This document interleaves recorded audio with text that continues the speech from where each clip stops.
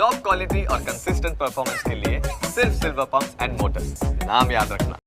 આજે બનાસ બેંકના હોદ્દેદારોની ચૂંટણી યોજાવાની છે। ચેરમેન અને વાઇસ ચેરમેન પદ માટે ચૂંટણી યોજાવાની છે। વાવ પેટા ચૂંટણી બાદ હવે બનાસ બેંકની ચૂંટણી પર સૌ કોઈની નજર છે। બનાસ બેંકની ચૂંટણી માટે બીજેપી દ્વારા સેન્સ પ્રક્રિયા હાથ ધરવામાં આવી। બીજેપી પ્રદેશ ઉપાધ્યક્ષ કૌશલ્ય કુંવર સેન્સ લેવા માટે પહોંચ્યા। 18 ડિરેક્ટરોની સેન્સ લેવાઈ છે। છેલ્લા 2.5 વર્ષથી આ બનાસ બેંક જે સતત વિવાદોમાં સપડાયેલી રહી છે। 1 વર્ષ અગાઉ કાંકરેજના અણદા પટેલને ચેરમેન પદેથી દૂર કરવામાં આવ્યા હતા।